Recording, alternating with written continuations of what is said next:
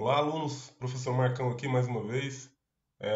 Espero que esteja tudo bem com vocês. E hoje nós vamos continuar no nosso conteúdo aí do terceiro ciclo, continuar refletindo sobre o Estado moderno. E na aula passada nós falamos sobre o mercantilismo, que era uma das características da área econômica do Estado moderno. E hoje nós vamos falar sobre o absolutismo, que é uma característica política do Estado moderno. Então vamos lá para o nosso próximo slide. Bom, o conceito do absolutismo, o absolutismo monárquico, ele é- foi desenvolvido entre os séculos XVI e século XVIII, e os reis dos estados modernos europeus governavam com acentuada concentração de poderes, caracterizando o regime político denominado absolutismo monárquico. Então, no absolutismo monárquico, o rei ele tinha o poder absoluto em suas mãos. Ele concentrava os poderes em suas mãos. Os princípios do absolutismo. Os reis eram isentos das leis, então o rei estava acima da própria lei. A gente vai ver no próximo slide o rei Luís XIV, que é considerado o rei absolutista mais conhecido, o mais famoso de todos. Ele dizia que ele era o rei Sol. Os reis colocavam os interesses do Estado acima dos interesses da população.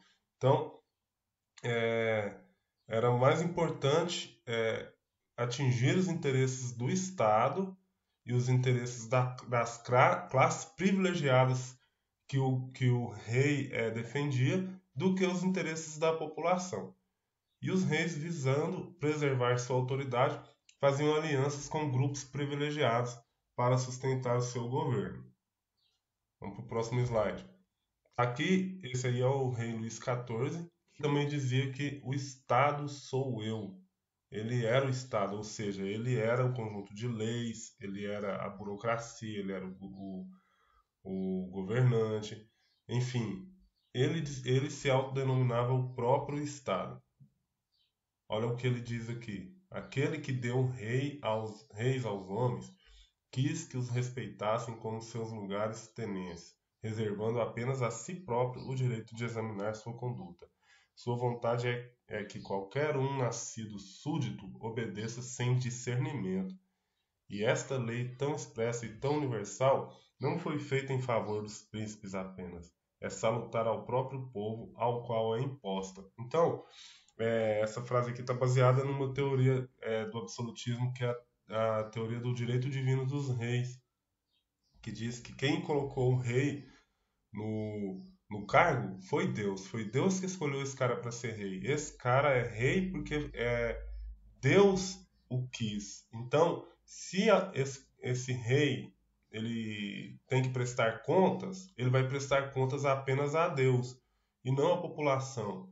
E a população ela deve obedecer esse rei, porque é dever dessa população obedecer a esse rei. Foi aquilo que esse texto aqui está dizendo, ó, nessa parte aqui. Sua vontade é que qualquer um nascido súdito obedeça sem discernimento. A vontade de Deus aqui no caso do direito divino dos reis. Lembrando que isso é uma teoria de homens, certo? Então, a população obedecia ao rei sem mesmo questionar as atitudes desse rei, porque é a vontade de Deus que ele esteja lá. Então, essa teoria é a teoria do direito divino dos reis. E aí esse rei governa acima da própria lei. Se ele comete crimes, quem deve puni-lo é o próprio Deus. Então ninguém vai ficar questionando a maneira como esse rei conduz a nação. Aqui o cara que elaborou essa teoria do direito divino dos reis, que é o Jacques Bossuet, a obra dele, A Política segundo as Sagradas Escrituras. O fundamento. Ele defendia a teoria divina dos reis, isto é, o poder do monarca tem origem divina. Cabe apenas a Deus e não ao povo julgar os atos e as decisões do rei. Questionar ou criticar o poder real é um sacrilégio, ofensa grave. E o lema: um rei, uma fé, uma lei. Certo? Esse é o primeiro teórico do absolutismo que eu trago nesse slide. O segundo teórico do absolutismo é esse camarada aqui, Thomas Hobbes. O livro que ele escreveu é o Leviatã. E os fundamentos dele. os homens possuem o estado de natureza ruim, egoísmos, lutas e guerras. Então, segundo essa visão aqui, essa natureza ruim vai levar o homem a ser egoísta nas suas condutas sociais, né? O homem só vai querer atingir os seus próprios interesses e ele não vai se importar com os interesses dos outros. E nesse sentido, ocorrem lutas para que esse homem alcance esse interesse, né? E essas lutas podem gerar guerras. E aí, o Thomas Hobbes propõe um contrato social. Olha o que ele diz. Os povos precisam de monarcas absolutistas para manter a ordem na sociedade. Então, para que essa sociedade tenha ordem, é necessário que existam regras. E essas regras elas vão ser implementadas pelo rei, pelo monarca que tem o poder absoluto em suas mãos. E aí ele vai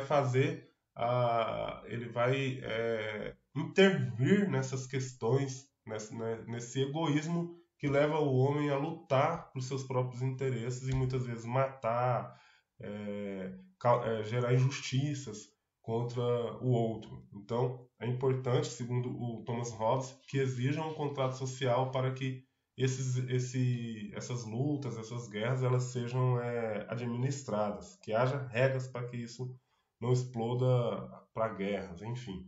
E aí ele diz: somente os governos fortes e poderosos conseguem impedir que as pessoas se destruam na luta pelo poder e pela sobrevivência. Então, o que acontece? O homem ele abre mão de administrar essas questões e entrega para o Estado, representado na pessoa do monarca, do rei absolutista.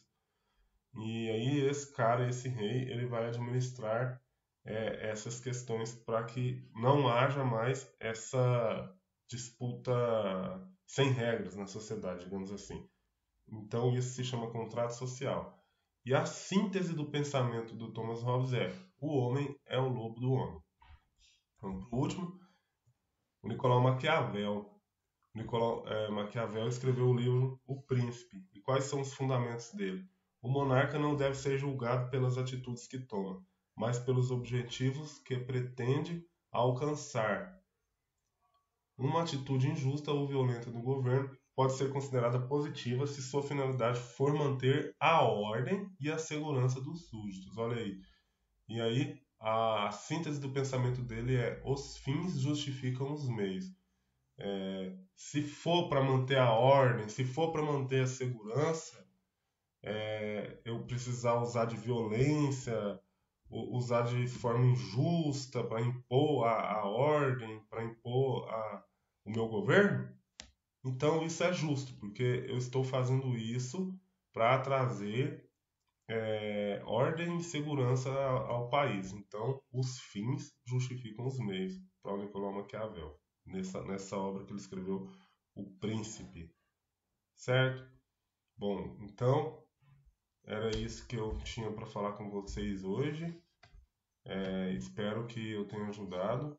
E vamos que vamos. Um ótimo dia a todos. Tchau, tchau.